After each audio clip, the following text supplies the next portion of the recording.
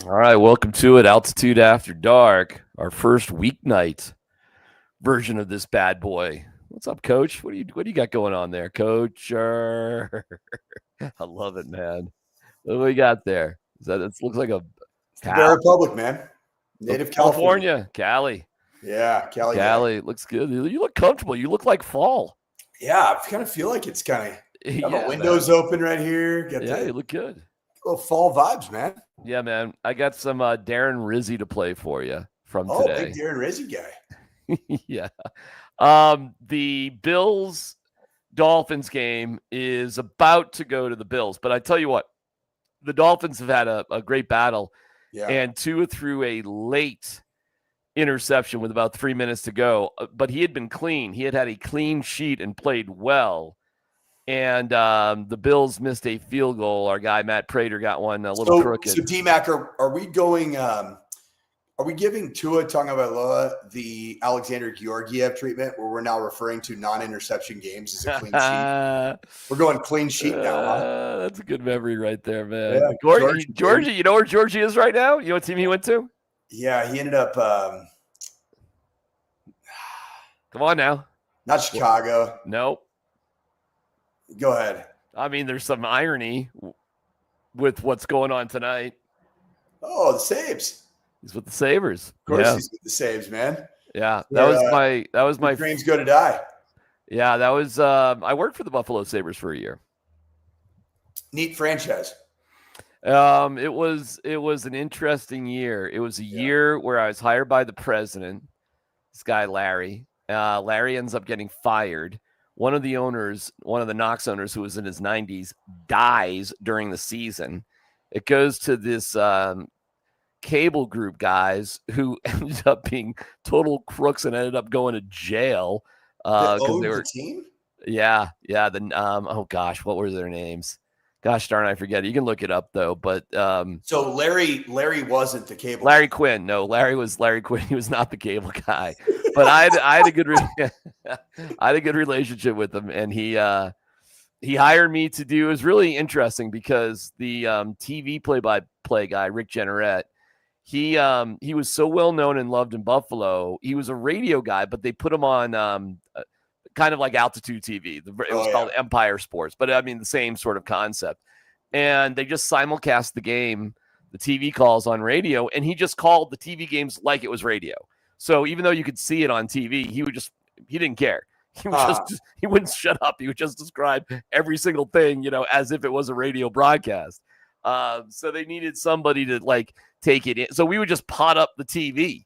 So we would, sometimes I would have to take it into the game. I'd have to time things out on TV, intermissions, post-game show. And for the non-televised games, I would produce and host the radio broadcast. So I did that for a year. And then Rick Jenneret wanted his son to be hired, so I got Nepo fired. Oh, Nepo baby, huh? I got Nepo babied canned. I got Nepo'd. Yep. Yeah. So that kind of sucked, but whatever. But there we are. We are here. What's the non-related to, but related to from a Saints franchise perspective called? Say that again? When you're not actually related to somebody, like nepotism. Yeah. But your relation to that person is because you share the Saints organization with that person. What's that called? What's that called, Darren? Well, we could have a variety of things. We could have Rizzied. We could have Lutsies. Yes. Rizzy may be the best one. What about Westoff? He was a Saint. He was a part of the Saint Mafia. I get it, but I don't know if anybody deserved the label as much as Darren Rizzi, who Westy's not here anymore, bro. How about Lombardi? Is Lombardi get? He's pretty good. He's a good one. He's in there pretty good. Yeah. Well, I mean, we're talking about this play right here, basically, and it's so ticky tack. But whatever. It's a penalty. Mike. It's ticky tack. Come on. Okay. It's a penalty, but it's still ticky-tack. That barely gets going. Why put yourself in that situation, Darren? Hey, did you read the article in the Indy Star Gazette Times, whatever it is, the Indy paper? No. They took a victory lap. Their special teams guy was like, we knew it. We know Rizzy likes to take chances. Really? Oh yeah. Oh, you should read the article. Okay, so very interesting. Yeah. So tonight, CBS Football Blitz recording. Yeah. Romy Bean and Benny Fowler joined us tonight. And Benny was a lot of fun to talk to. I didn't know this about Benny. Benny played special teams for Darren Rizzi. Oh, that's interesting. And obviously played for Sean Payton as well in New Orleans. Yeah.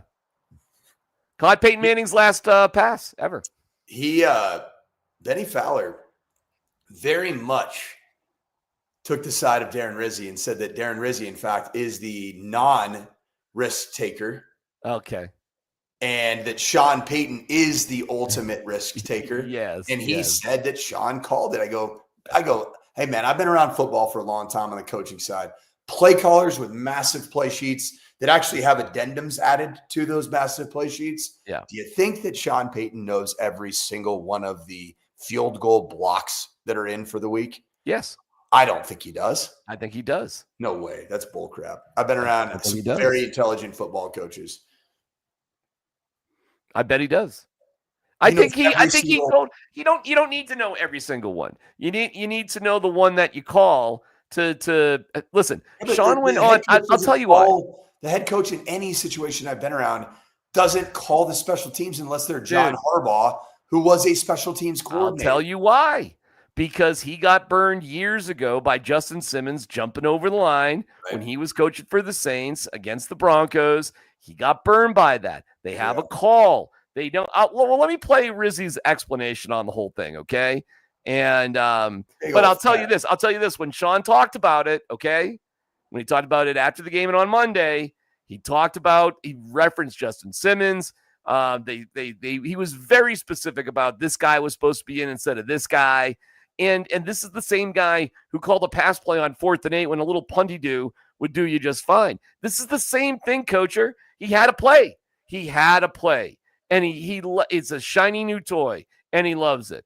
And they had, let me play Rizzi, okay? I got 2 cuts from Rizzi, and then we can talk about it. But here's the first. But from a coaching standpoint, the thing that's disappointing to me is the execution part. That's on me. As a coach, any coach, if you go out, we're not lined up correctly, and we didn't execute the call that was called. And so, that's what keeps you up at night as a coach. So as far as the penalty goes, listen, the leveraging call, was it letter of the law of foul? Yes. Are there many of those throughout the year that don't get called? Yes. So I get it. I guess probably because the play was in an escalated situation. But again, we'll learn from it, move on. And again, like I said, I know Sean's covered a lot of it, so I'm not going to double, reiterate all the things he said. Okay, buddy. That's Sean Payton calling it, bro. That's what Benny Fowler said, man. Yeah, of course. I like that. That is mind blowing to me that Sean Payton, who maybe a week ago looked like calling an offense looked a little overwhelming for him in his current situation. And now all of a sudden he's calling an entire offense plus making the special teams play calls? Yeah, well, check this out. So this story from the Indy paper is very important. By the way, Matt Prater, who's not going to be on the Bills, I don't know he just banged home a 48-yarder to give them a 10-point lead with 30 seconds to go. So the Bills, good battle by the Dolphins tonight. But Bills. What's the matter with Prater? He's going to get cut, you said? Well, Bass is just injured. I mean, that's right. Yeah. Well, I guess. I mean, I don't know. I don't know. I don't know what to say. Prater was here a few years ago, right? Oh, yeah. A few years. He started his whole career here. I was too busy trying to get a first down in Western Kentucky, man. Dude, Prater has the most infamous training camp story of all time when he picked up a stripper from Shotgun Willie's. Oh, wow. It took her to a hotel, banged into a truck after having a couple of boozies. Whoa. Some guards at 2:00 in the morning from IKEA, they were building the IKEA, saw him. He scampered away to a different hotel, leaving the stripper in the lobby. And when the cops showed up, she goes, I don't know, his name was Matty P. She didn't even know who he was and on the Bills. He didn't take his car to the other hotel. He just ran to the other hotel. The cops saw his ID badge from the Broncos, like his tag for a parking tag. Matt Prater, they just walked to the other hotel. They banged on the door. He begged them not to, arrest him because he was going to lose his job. I mean, this was one of the craziest training camp stories of all time. Now, there's a sadder end to this. He did have a drinking problem at the time. He did. And he got himself straightened out. And it went on to have a lengthy career. But don't forget where Prater was a star for the Broncos, too. In Tebow's year, he was the one that banged home like a 58-yarder when Marion Barber went out of bounds for some strange reason and was making these huge field goals. Tebow's year, coacher, left and right when they were winning all these games. How about so that's the same. That's where John Morant also wielded a gun, correct? That's where John Morant was, and that's where our receiver from the Lions, Reynolds, was mistaken. It was mistaken identity, and that's what got him shot at. He didn't do anything wrong. The gangbangers thought he was just a different guy. So what you're telling me, DMac, Shotgun Willie's, dude. So if you've not been there, a great life decision to go and frequent said establishment. Shotgun Willie's is kind of an institution in Glendale. I mean, it's been there. I remember Old Altitude Studio there in the Galleria. You can actually see it. Close to it. It was right down the street. Yeah. I remember because candidly, I've lived in Colorado now for almost 4 years. Yeah. And I'll be honest, I have never seen even the state of Colorado does a nice job of not having its gentlemen clubs in open view, right? I'd never seen a gentleman's club in the state of Colorado. Oh, that's too. I bet you have, and you just didn't even know it. Okay, there's the one that's apparently not a real one, but it's on Pearl Street in Boulder. It's kind of know that one. Do not know that one. It's apparently it's not really. It's cabaret. It's whatever. Well, you're giving me something to check out over Parents' Weekend this weekend. You wouldn't be the first nor the last parent that does that. We were just going to go to Pasta J's, but I highly recommend going and see my guy Jay Alowski as one of my favorite guys that I've worked with in coaching. Is he the best? Phil McGagan, who I just ran into tonight. He was a former Denver Bronco receiver. He was hanging out with Jake Plummer. We hung out a little bit tonight at the recording of that show with Romy. There you go. Penny Fowler. He used to call Jay Alowski. He said, Pasta J's is the finest Polish, Italian, American cuisine you'll ever find. It's legendary, buddy. Legendary. All right, let me get to this second Rizzy cut. And you just got to understand the Colt story. So this was a question about, hey, what about this story? Because the Colt story is they figured it all out. Yeah. This offensive lineman barely played. He took a different approach. He lifted his left hand. He didn't they recognized DeAndre Tillman on purpose. It's definitely like a victory lap. But here's Rizzy, and listen carefully to his answer because it gives some insight to what Sean Payton was doing. What do you see? Yeah, listen, Brian Mason's a great young coach. I think Brian Mason's going to have a great career in this league. And so I respect Brian. No one self-scouts more than us. We know our tendencies. I would say this to you, that the call we were supposed to run, we've never, ever run before, ever. So I would have to say that would be coach speak a little bit. We've probably, in my 17 years in the league, we've probably run about 80 different field goal blocks. And we ran the call incorrectly. So to say that, I would have to kind of say that's some coach speak there. But again, I got a lot of respect for Brian. He does a heck of a job. He's done a great job in college and a great job at the Colts. And so, but I'm very, very confident that our tendencies, we don't have that many. And that play that we were supposed to run had never been run before. So. Okay, coach. A couple things here. First of all, he's basically telling the indie guys, calm down. You got lucky. That's what he's saying. We just didn't execute it. And he's also saying, we've never called that before. So do you think Darren Rizzi, coacher, is going to call something they have never called before without Sean Payton putting his finger on it? Negative, Ghost Rider. What's that? Negative. He's not going to call it. Right. That to me was the biggest. So did Sean just drop up in the dirt on the sideline? No, they had it. They probably barely practiced. You guys don't understand, man. You don't understand. The bandwidth, both mentally, hours-wise, to put together an offensive game plan that you're calling does not allow you to scheme up a field goal block when you're getting ready to play the Indianapolis Colts. Unless he drew it up in the dirt on the sideline. I'm telling you, Darren. All right, well, whatever. Wait, hold on. They couldn't have drawn it up somewhere during training camp. And Training camp, maybe, yeah. Training camp, yeah. I mean, how many field goal blocks you got? 4 or 5? Seriously, dude. I've always been around, like, there's usually a main 3. It's kind of like, right. Yeah, and honestly, it's really about where the block point is. That's what it is. It's not really like there's not a lot you can do schematically. You want to talk about overcoaching, though, bro. You want to talk about overcoaching. This is, well, by the way, this is total Slim Shawnee. This is Slim Shady Shawnee right here. Because basically, this is a very risky play.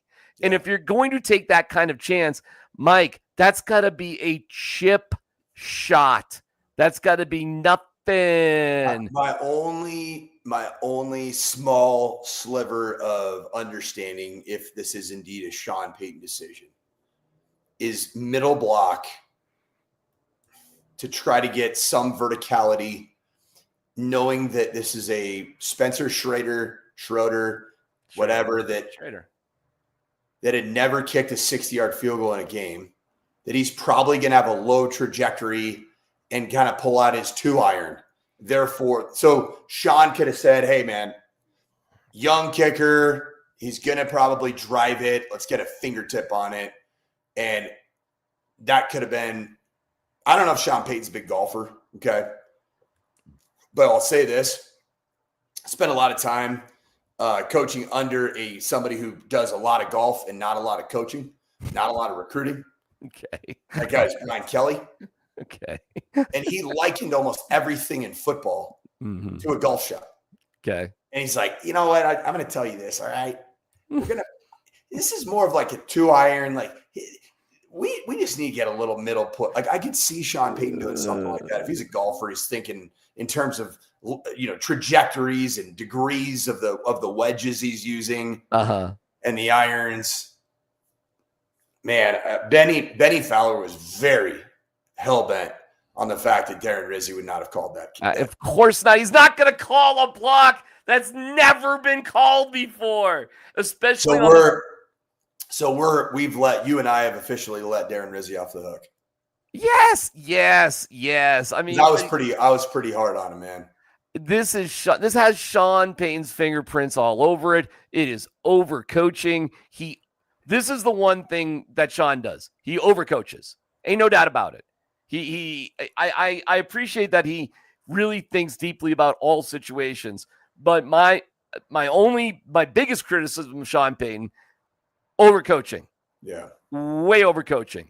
And this is a great example of it. And if you look at the 4 previous field goal blocks, attempts that Schrader hit, the Broncos were in completely different alignment. Right. They had never done this before. So not only are you doing the riskiest block that you have, but you're counting on your guys to execute something that you barely have ever worked on and have never used in a game. And that's what you're going to do when the game's on the line. That is stupid, coach. That is stupid. And by the way, that's like, hey, Steph Curry, we're down 2. Steph Curry's 37 feet away. Let's send 2 guys at him. Go blitz him. No, you put your hands up. If he hits the fucking shot, so be it. Yeah. He hit the 40-footer, and what are you going to do, Dame Lillard? That's the way it goes.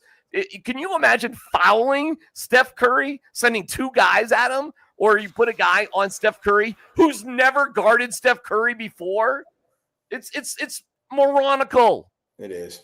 And you lost a game because of it.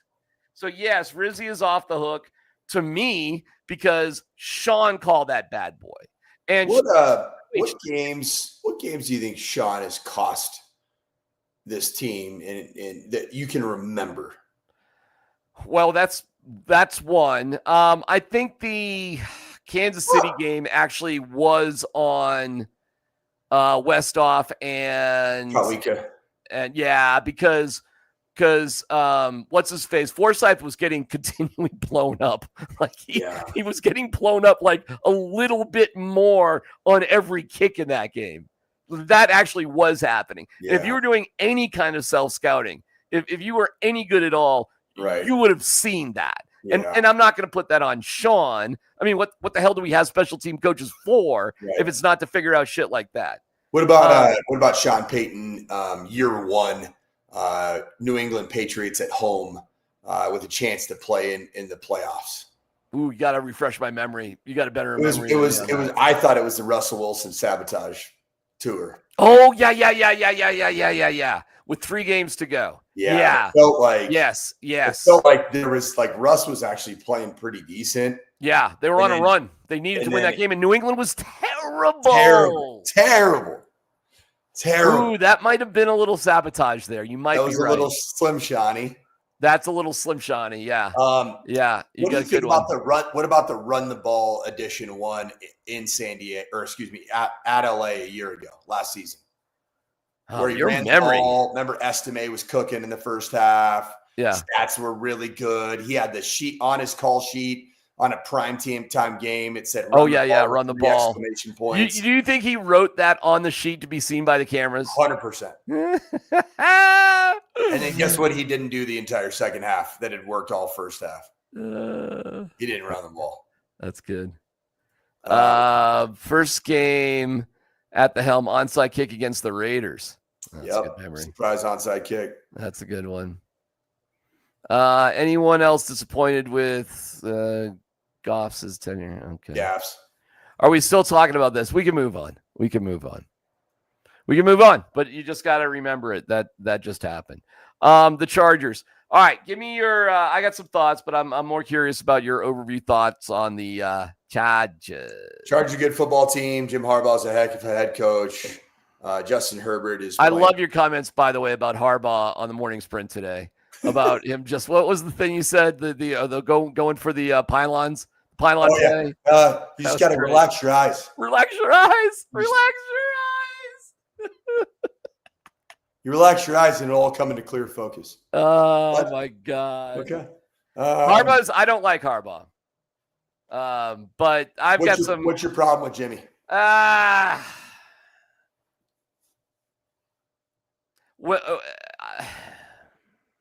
Goes back to his time with the 49ers. Okay. And made a big statement to stick up for women who had been abused and, that stuff. And they added Parrish Cox to their team. And Parrish Cox, in my opinion, after going to every day of his court trial, is a rapist. In my opinion, being there in court every single day. Where did you cover him? In Denver. Oh, I didn't even know about him. Oh my God. I don't want to go. I'm over like early 2000s. Yeah, this is Parrish Cox was a cornerback who was this is Demaryius Thomas's rookie year. Is he in the slammer now? No, he was acquitted or found not guilty by the jurors in Douglas County, and it was stunning. And you know what? I'm not gonna go into the details of the case. This is just my opinion from being there. I couldn't believe it. I mean, this. Yeah, I'm not going to rehash everything, but when I say what I say, it's not without like a stunning amount of proof. And I'll tell you this. Yeah, you followed it. Parrish Cox's lawyer. You know what? I'm going to leave that out of it. Let me just say, I don't want to get anybody in trouble. I'll just say this. When I say what I said, it's not without an unbelievable amount of proof, in my mind. But, he was found not guilty, and they just the Broncos had to get rid of him. They did, and Harbaugh just picked him up after saying stuff kind of, I think it was hypocritical, and I lost a lot of respect for Jim Harbaugh after that. And that's just kind of where I've been for a lot of years. And I know my reason for not liking him is probably far different than anybody else. And I know you worked with him. Yeah. So I don't think I had, 2+ years of just all amazingly positive experiences working for him. Yeah. There were some really fun memories. Like, I'll be honest. Like, he's a guy that is so quirky. He's so out there. He's such a savant in an idiot manner, right? Yeah. That you look back on it, the stories, I could tell. I mean, I did it on Kreckman and Lindahl today for about a full segment, told another Harbaugh stories. He's a remarkable and wild and unique and different human being. And it all of his quirkiness and strangeness and genuine, just like kind of out to lunch aspects somehow manifest itself into a perfectly awesome head football coach. It's the craziest thing. I don't even think he could be an effective offensive play caller, a real offensive coordinator.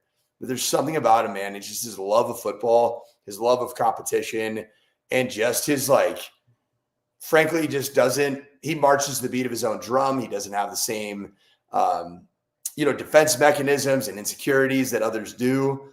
And as a result of it, he's just really good at being a head coach, man. Yeah, he is. I'll give you that. No doubt. And not many guys can do it in college and pro.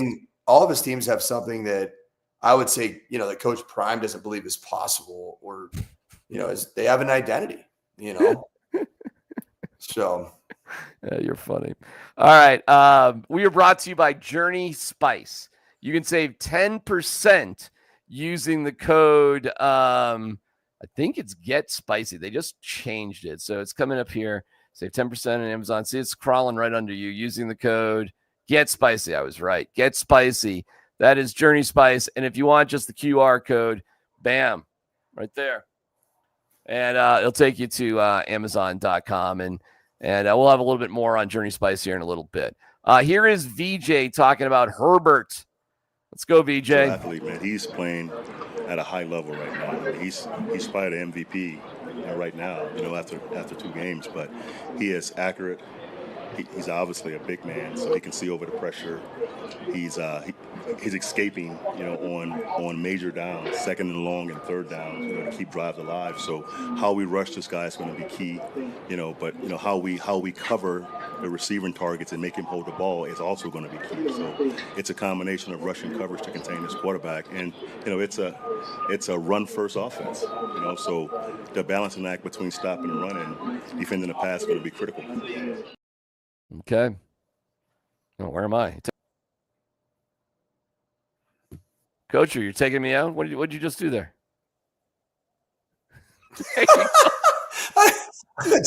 I just tried to put mine on a full screen, and apparently I literally put me on a full screen and said, "You're messing with me." What? Yeah, I didn't mean to. I hit the wrong box, man. You're funny. Herbert, talk to me about Herbert. Is Vance Joseph on this the same treatment plan that Tyler Columbus is on? He looks jacked. He's in good shape. Dude, he looks freaking like a unit. And he's got to be 50. Oh, something. He's up there. Coach takes care of himself. He's always been in good shape. Always been in good shape. Yeah. Is that what you want to say? Playing, man. You don't want to talk about Herbert? You just want to talk about how yoked up VJ is? No, I mean, I love Justin Herbert right now, and I don't. Here's the deal. Everyone wants to talk about charging. Yeah. It's insignificant right now. It's a regular season. It's a team that's even in their years of Brandon Staley and, the years of, McCoy, Mike McCoy. Yeah, my guy. I mean, this is a team that has had regular season success, and you're catching them at a time when they're hot.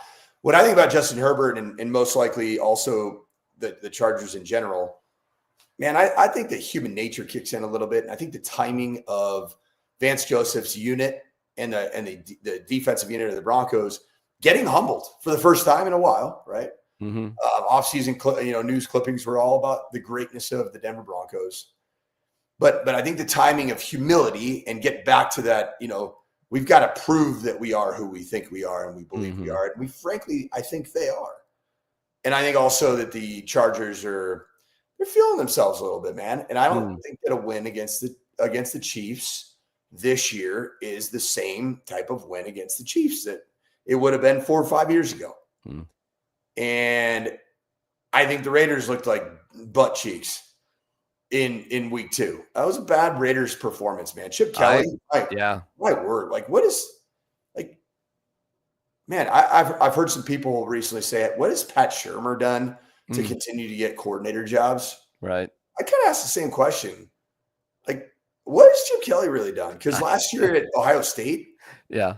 it wasn't imaginative. It wasn't high scoring. If you watch that Michigan-Ohio State game, Yeah. you would have seen terrible offensive football. Yeah. And you saw great defensive football the whole year. And I like Chip. Like, Chip's a buddy. Like, I've been around him. But, like, what has he done? Like, they look bad. And let me tell you, your guy, Genty, first of all, he's complaining about not getting the ball enough, which is, like, wild. is he really? I haven't seen that. Yeah. I didn't see that. And then he's small, really small. Like, I know RJ Harvey's small too. I get it. But Genty looks tiny. Yeah, I would slowly roll on that one. Okay. Go. Did you watch the Chargers-Raiders game? Tell me about. I watched every bit of it.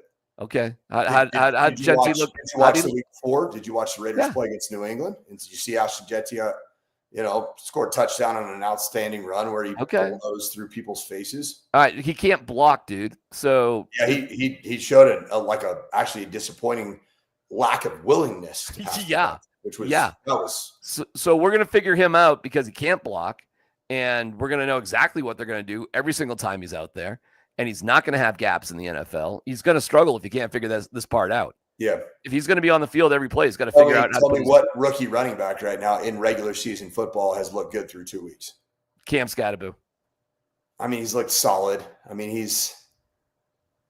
I think it's just because he hasn't had crazy numbers. Henderson at New England. He had great preseason numbers. He's had terrible regular season numbers. I'm just telling you, you're looking at a guy at least. Well, then let's talk about if we want to throw shade at Ashton Genty, the Boise State guy. How about my guy on my fantasy team, Travis Hunter from the CU Buffs? What's he done? Nothing. He looks lost out there. Yeah, it looks like a lost pup. It looks like he doesn't know where to go. Yep. I mean, I think they're doing a terrible job bringing him along right now. I don't know what they're doing with him. And I think the same about Chip Kelly and what he's doing with Ashton Genty. All right, so he's drinking from a fire hose. That's what he's got going on. And I think Chip Kelly's also doing a horrible job of utilizing Brock Bauer. I'll tell you who's not doing a horrible job of utilizing a rookie player, Shane Steichen, and what he did with Tyler Warren. Oh, my God. How good was that? It's unbelievable. It's unbelievable. That looks like a 5-year vet in his prime. It's incredible. And where's he lined up? Everywhere. Who knows? Fullback. Going to hand him the ball. Going to have him block. Is this something like a card that could be used like maybe as a 2 of clubs, and then later on it could be used as a king of hearts? Kind of like a joker. It could be used as an ace. Ace of spades. Guess who's not playing like that? Evan Ingram. Evan Ingram, who did he practice today? No. I don't think he's going to play on Sunday. He's got a back issue, bro. How about that? It's not even his calf. It's his back. His back, coacher. His back. So you went out and you got Dre Greenlaw. Not playing. You went out and got Evan Ingram. Not playing. Not playing well and just not playing now. And really, the only guy that you hit on so far, hit on. Yeah. Talanoa Hufanga. Yeah. I mean, that's free agency, though. I mean, there's a reason these guys become available. I throw the draft in, too, right now, because RJ Harvey did not look like a good player in week 2.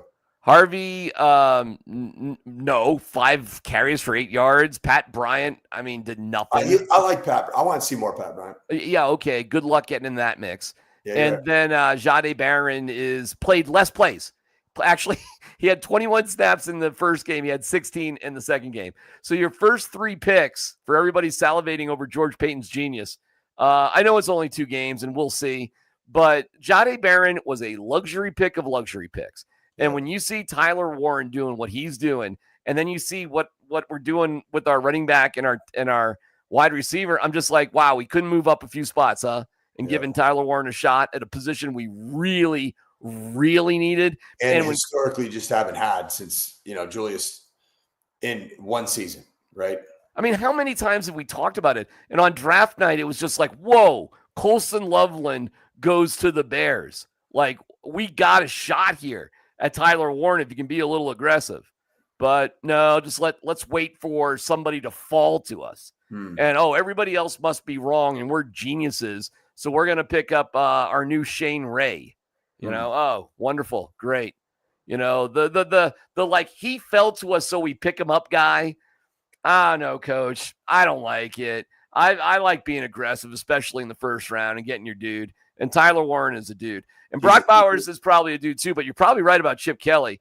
And who's their other running back there they got? It's not, I'm saying Najee Harris, but I know he's on the Chargers. Omari and Hampton. Oh, no, on the Raiders. On the Raiders. Shoot, I'll look it up.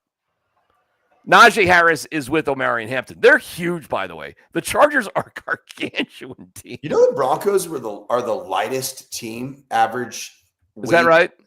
Yeah, average weight per player. The Denver Broncos are the smallest team in pro football. I did not know that. That's really interesting.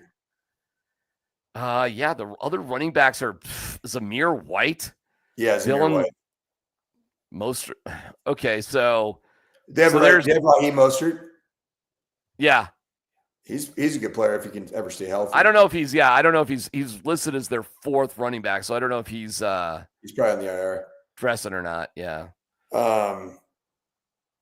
Yeah, I will listen. The Chargers, Hampton. First of all, how about the Broncos? We're not interested in Hampton at all. Okay, all right, interesting. I don't disagree with that take personally. Okay, fine. They've got 300. What has he done? Well, ironically, not much because all they're doing is throwing the ball. I know, which makes no sense for Jim Harbaugh and Greg Roman offense. I really don't understand it. And if I were to bet anything, and you're telling me about the Broncos being light, okay, and we're seeing how about more injuries? Although Strnad was limited in practice today. Good, play LaMelo Bailey. Yeah, but you know what? I bet you they hammer the Broncos interior. I bet you they do. I bet you they go right at them. And the Chargers? The Chargers. I bet they hammer the run this week. I bet they mix it up a little bit. I think their two running backs are pedestrian. All right. Well, I guess we'll see, won't we? We'll have a look at it. And don't forget they carry a 300-pound fullback, Matlock. Yeah, he's solving cases all over the place. Yeah, he is. And he's also he also wore this helmet too. Oh, see, I'm saying something nice. Saying something nice about that ginger. Yeah. DMac, would you be surprised if J.K. Dobbins breaks the streak of Broncos not having 100-yard rushers? January 8th, 2023. I don't see it happening. Latavius Murray. Yeah, I don't see it happening. I got some J.K. Dobbins. It was pretty funny today. The reporters around Dobbins were just like kind of yelling at him, like about, why he's not on the Chargers anymore. So let me play this for you. It was a little kind of in your face here with Dobbins today. It doesn't matter anymore. It's time to play ball.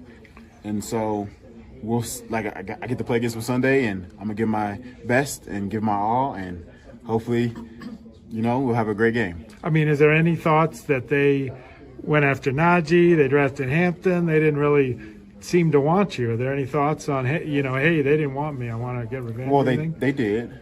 But they wanted you? But, yeah, okay. Of course. But we just didn't see eye to eye. And, business is business. They did what they had to do. I did what I had to do.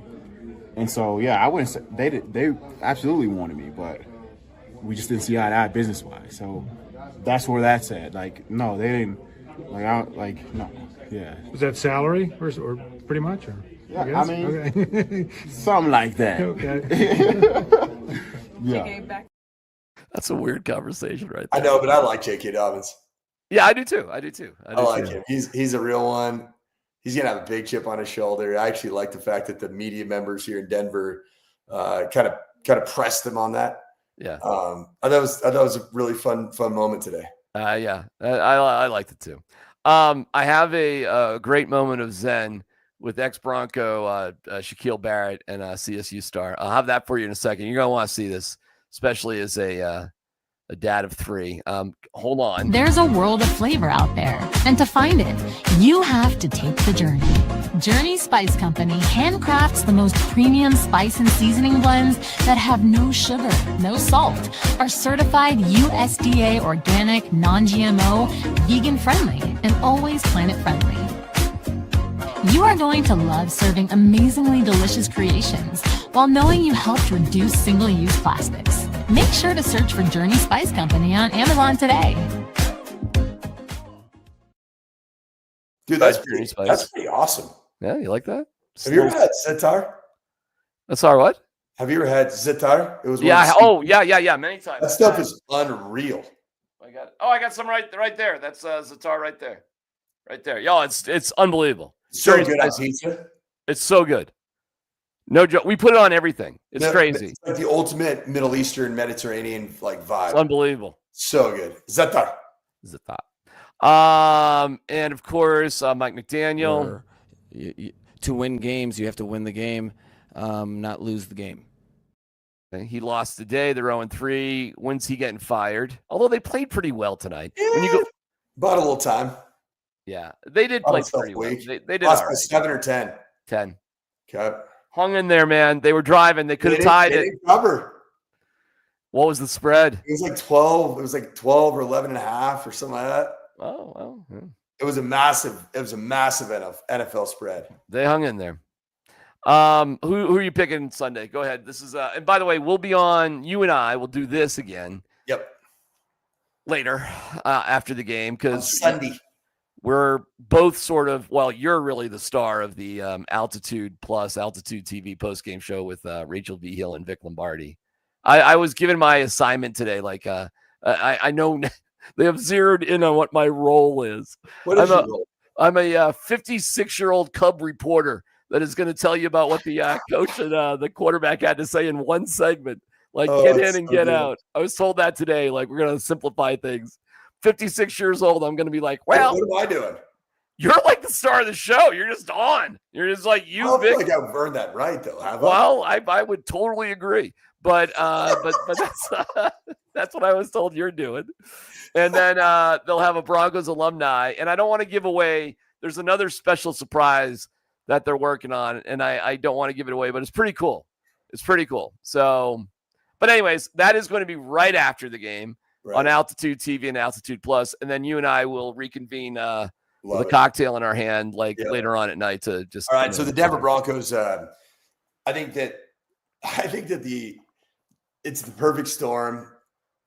And I stand by the fact that the success of this year will be measured by, did you close the gap with Jim Harbaugh and the Los Angeles Chargers? Because last year you were 0-2.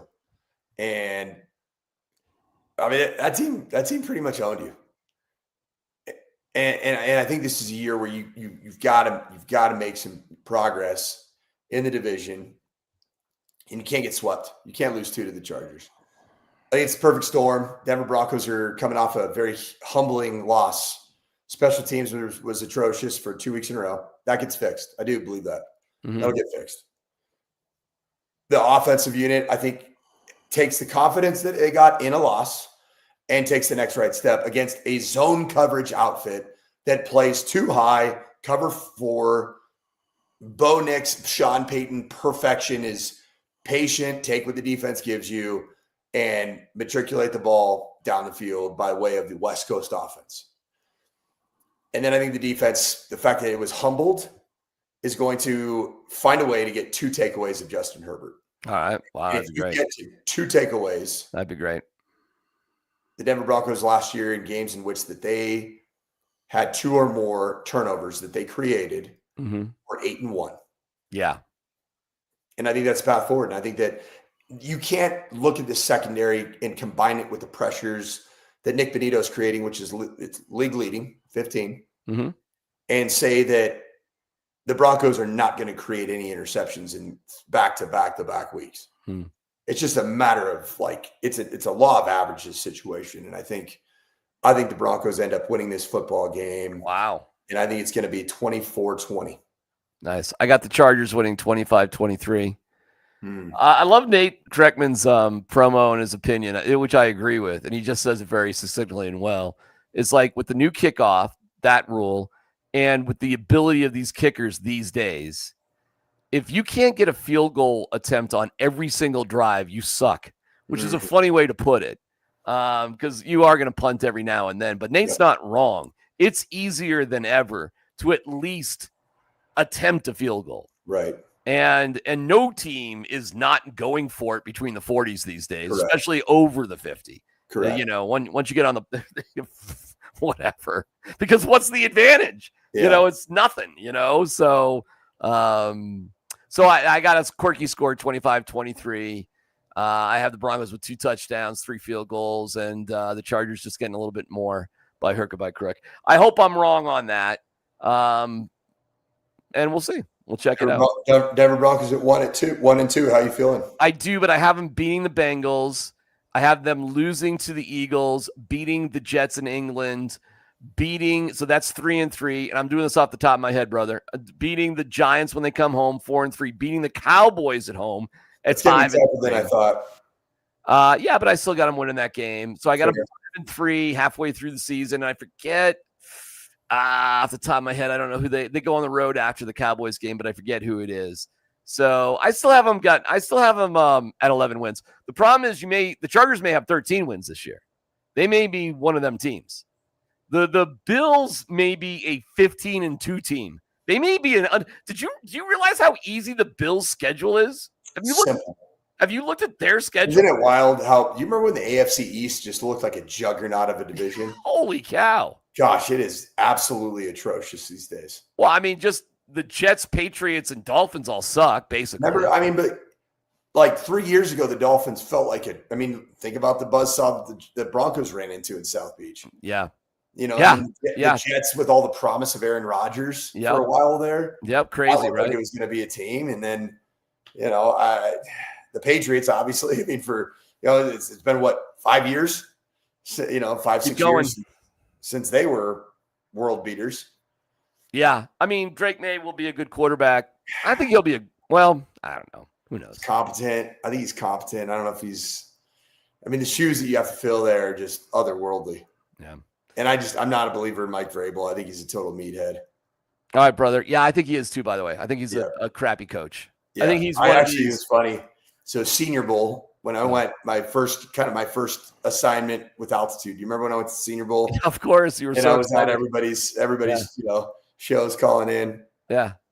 So I stayed at this hotel that's like, I had so many built up Marriott points from that time recruiting, CU and all the places I'd been at. So I stayed at this kind of baller hotel down in Mobile, but it's like there's like 2 nice hotels in Mobile, by the way. Yeah, one of them's like it's on the other side of the bay, so it's away from downtown Mobile. Yeah. Well, it's where all like the head coaches and all the bigwigs in the media were staying. So I'm like, basically a volunteer for sports talk radio in Denver, and I'm staying there. So I pull into a parking spot, just normally, nothing weird, didn't cut anybody off. Yeah, pull into a parking spot.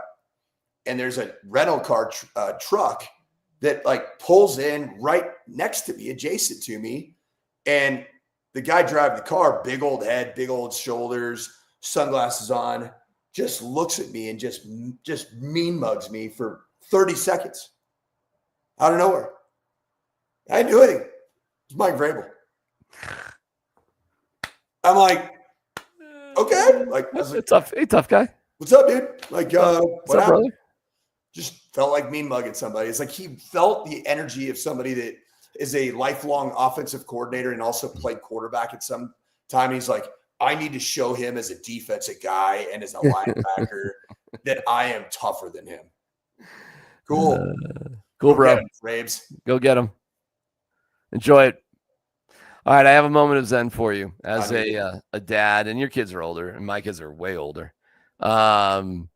By the way, I did an event at Stoney's Uptown Joint, which is on cool spot, really cool spot, great place to watch a game. And my son lives maybe, I don't know, quarter mile from there. He lives downtown. Where is it? Where is Stoney's? Where is that? It's 17th and Downing. No, it's not Downing. Where would I have watched Game 7 of Nuggets and Mavericks? Nuggets and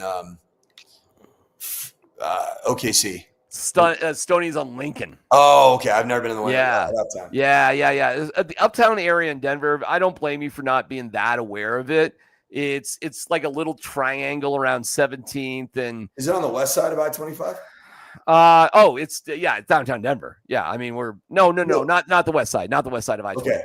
What's that kind of quirky, cool little area on the west side of I-25? That's the Highlands. I like the Highlands. Highlands is very cool. Very. There's a really cool Detroit style pizza joint over there. Blue dish, blue pan. I don't know. A lot of cool little places over there. So, anywho, I'm just telling you, I did an event near my older son where he lives. My Okay. 25-year-old. He went and worked out and missed me because he had to lift some weights. So he didn't Is he pretty jacked right now? my older son, you wouldn't believe he's related to me, dude. He's jacked and he's a marathon runner. So, What? oh yeah. And he's a little nerdy. He's like the hottest nerd you'd ever see in your life. I mean, the guy's unbelievable. Totally jacked. And a distance runner on top of that. Pretty good quad guy. Let's say again. Sorry. Pretty nice. He's got a good quad game. Good quads. I don't know how much leg. I think he just runs to do his legs. I think he might. He's like shoulders, biceps, chest. Like fucking dude, it's ridiculous. So you have to get that from one of your co-hosts on PhD with Tyler Columbus. And then you also have to see it also when you visit your older son. It's insane. It's crazy. Anyways, I'm just laughing though because time goes so quick. Just enjoy the time with your younger sons. Because there may be a time when they're in their mid-20s when you're working around the corner from where they live, and they'd rather get a pumping than see good old dad and have like a free beer with them. Well, do you think it might have something to do with the fact that when he was growing up and he just wanted he was kind of singing the song "Cats in the Cradle" and "Silver Spoon." Yeah. When you coming home, son? I don't know when, but we'll get together then, Dad. Yeah. Do you think it was because you were on a podcast? Yeah, I don't know. Maybe I feel. Shut up. Okay, let me give you a moment of zen, and we'll get the hell out of here. This is Shaquille Barrett, really responding like a man, changing a diaper. Here we go.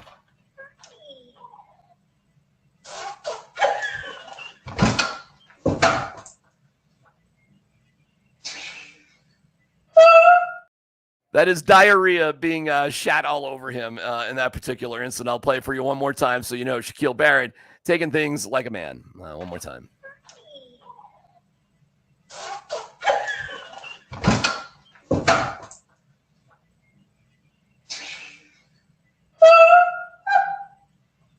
You got to throw the chair in the trash now. Just a moment of zen to wrap things up here tonight. Yeah, that's all fine and good.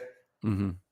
Until you're like me, and within about probably 7 days after that similar incident happened to me, I noticed that I had my hands, my feet, and my throat had razor blades penetrating all of them because I had hand, foot, and mouth from one of my children's fecal matter.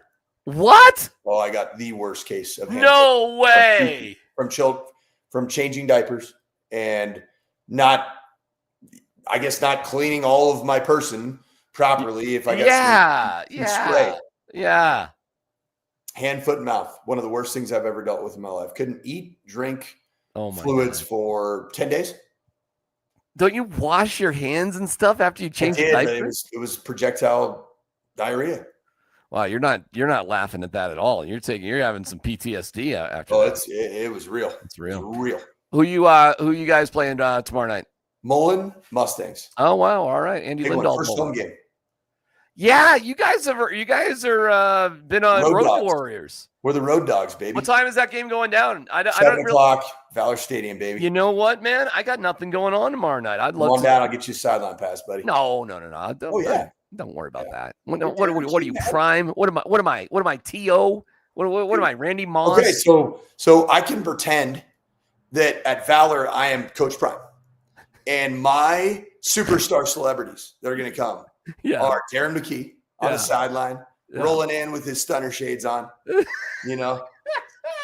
Got his, you're going to have your nice tight leather jacket from your Prime. Right. I could have Andy Lindahl rolling in. Supporting the cause. Josh Grismer, Valor alum, could come as a right. Where's old Marcy? Do you know that on his Letterman jacket it just says "I played with Christian"? It doesn't even have his own name on it. It just says "I played with Christian." It actually's got it's got the jersey number 5, Christian McCaffrey's jersey, with an asterisk by it, and in parentheses said, "Didn't wear it, but played with him." All right. You know what? He did get a laugh on. He did though. I mean, when somebody went up to Christian like at the Super Bowl and like asked him, "Do you remember Josh Grismer?" He was like, "Oh yeah," and talked all about Grizz. That was Christian at the Super Bowl talking about Grizz. That did happen. Anyways, I remember it well. Let's get out of here. All right, buddy. We'll see you tomorrow. All right. All right, DMac. We appreciate everybody in the comments too. I see you, Marie. Love you, Marie. We see everybody there. We'll do better with putting the comments up as we go. Kosher could do it. He's lazy. He could have done that the whole time. He didn't, but he could have. But we'll see you later. Thank you to Journey Definitely Spice. lazy. Definitely lazy. All right, bro. We'll see you. Right, see you, buddy.